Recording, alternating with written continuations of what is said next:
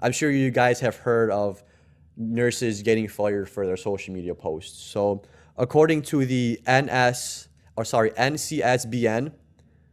only allows medical information to be shared under three circumstances. So this is under law, you're only allowed to share information with these three ways. One is a patient has provided informed consent. So this is when the patient allows you to, provide their information to a family member, somebody that's over the phone, things like that.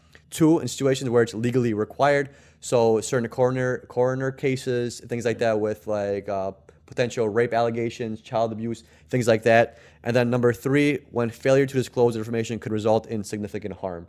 So I can't really think of an example for that one, but maybe when an AIDS patient comes into the ER and there's people working on them, it's probably legally you have to disclose that a patient has probably HIV, right? Yeah. Because you're inserting lines, things like that. Everyone's got to know if you're putting a peripheral in, they got to know that he's HIV positive, right? I think that's how the law works, I believe. So yes, that's actually a very good scenario. Yeah.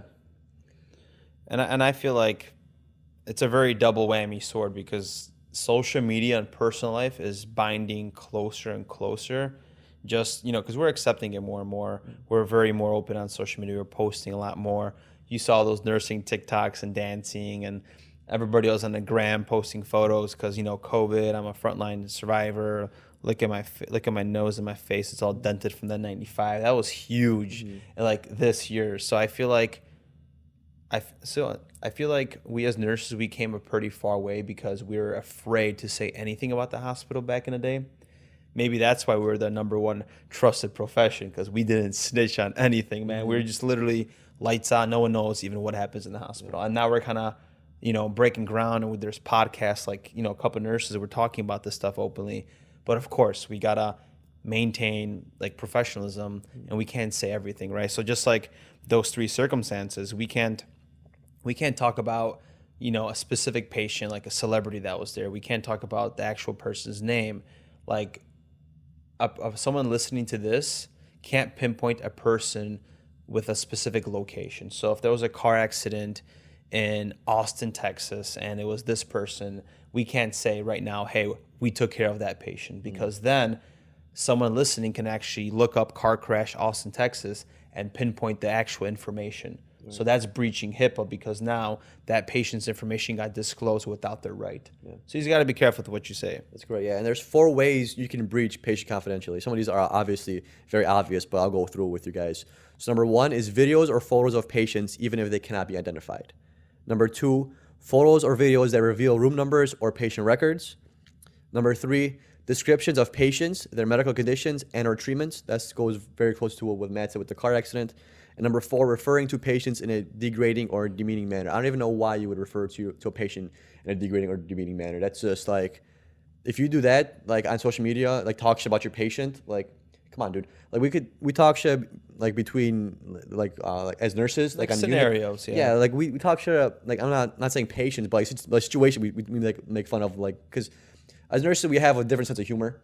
Like a lot of the shit that we deal with, yeah, like you guys gotta understand that a lot of stuff that we deal with is dark, is negative. So you have to have some kind of humor to lighten that up, right? Because we do deal with a lot of death, dying, lots of poor cases, lots of people that are in poor situations, a lot of disease going on. It's usually, if you're in a hospital, you have a lot of bad news, right? Nobody ever wants to be in a hospital. And we have to, unfortunately, the best way to get out of it is kind of make jokes. Not about patients or anything, but about situations, about like random things that we do by accident. We got to lighten the air. We have to, yeah.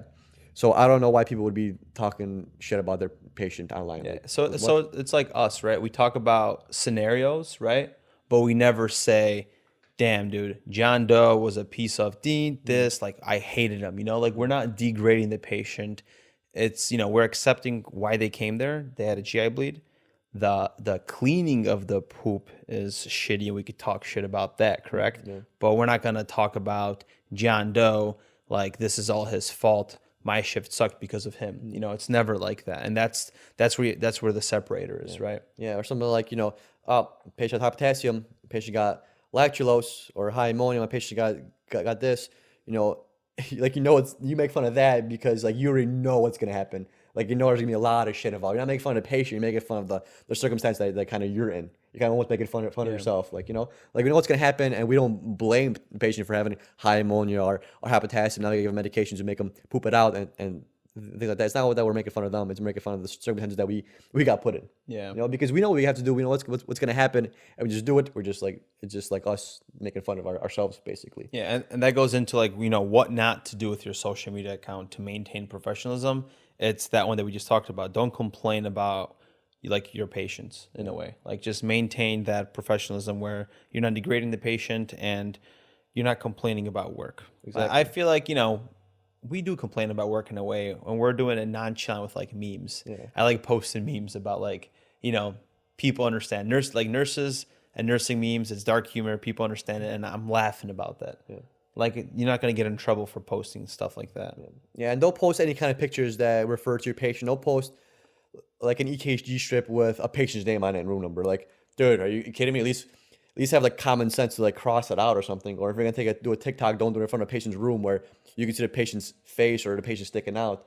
You know, or don't take a picture of a procedure going on or things like that. That should be like common sense. But Yes. but sometimes nurses and people want the attention on social media, so it's like, yeah, I'm gonna videotape this line insertion because it's gonna look so cool on my social media. Everyone's gonna take a look at it. I'm gonna have 1,000 views. It's gonna get shared everywhere. Yeah, it probably is. I'm gonna enjoy watching it, but then I'm also gonna see you get fired from a job, which for me very beneficial. I get to see a line insertion and a femoral. You fucking see the dick and balls and everything, with the emerging femoral. Like, yeah, that's cool to see. But like, is that something that you want to put out there to, not degrade, but destroy your whole nursing future? Yeah. Like, no, like keep that in the hospital. Like, why would you even think of doing that? Like, but we do see like on Instagram, some people post like, different procedures. Like Dr. Miami posts his, like the breast, what is it called? Yes, he does a lot of plastic surgeries. Breast augmentation, things like that. It's cool. It's his, but in his circumstance, he's not doing it without the patient's consent. Like, these patients know that they're gonna get filmed. Yes. They know. It's not like you filming it without anybody knowing. It's completely a giant HIPAA violation. And if you do that, I hope you get fired because that's completely inappropriate. So I wonder if a patient gives you consent to take a selfie, can you take a patient with a selfie? Like, I wonder how that works. There's the hospital won't let you do it. The hospital does not allow you to create your own consent. You can't have a patient sign a non-disclaimer form by a couple nurses, dude. No, I know that, but like, let's just say like it's just someone that like, hey, let's just take a picture. And if you post that photo up, are you going to get in trouble as a nurse? Oh yeah, for the hospital for sure. Really? Even if you know the patient, even if the patient says okay.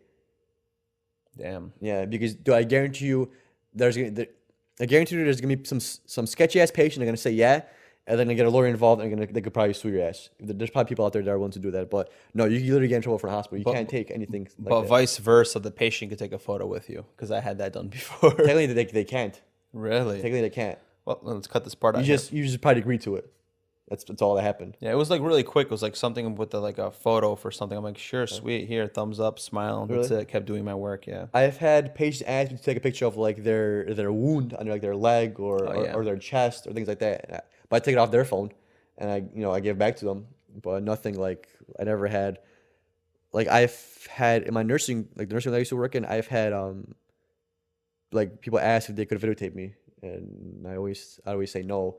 Like, even though it wasn't related to like patient care or anything, or like even when sometimes like they a family member throws a party for like the patient, and they ask if you could be in a picture. A lot of times I say no to, like, but that's just my preference because I don't know it's gonna come back on me or not. God forbid, life comes back full circle. God forbid someone happens to the patient and the family member is complaining, is getting lawyers involved, and doesn't remember what nurse did it, but she has a picture of you. And maybe just because maybe you had that picture, maybe you had a good relationship with the patient family member, and now it turns sour because now the family member's upset. They're not liking the care, not necessarily because of you, but like they don't like the other nurses or whatever, and they want to get social work involved and a lawyer, and their personality flips. Now instead of being with you, they're against you, and they're like they have a picture of you as a nurse, and taken by their photo, like, oh, he probably done it. Like, I don't want to be in that situation where I know it's kind of like out of the box thinking, but still I don't want to be put in that kind of situation. No, I agree with you, man. Because if they don't know who to blame and they don't have any evidence, they're gonna try to use any evidence that they have.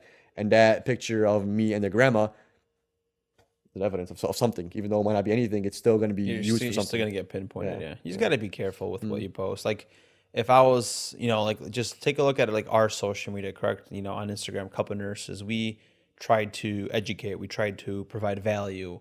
We're trying to positively influence, whether it's somebody that's learning about nursing, whether it's a nursing student or a nurse. So just provide value with your content, with what you're trying to share. Everything, if it's positive, more than likely it's not going to have a bad impact. It's not going to come and get you. But once you start posting offensive stuff, language, commenting negatively, somewhere down the line you might just get tripped up, whether it's by I feel like the universe always comes back in karma. Oh yeah, I can tell you that one for sure, dude. Got a fucking 15 inches of bowel missing. Yeah, Karma came right back around, huh? it did. Shout out to Waka Flocka.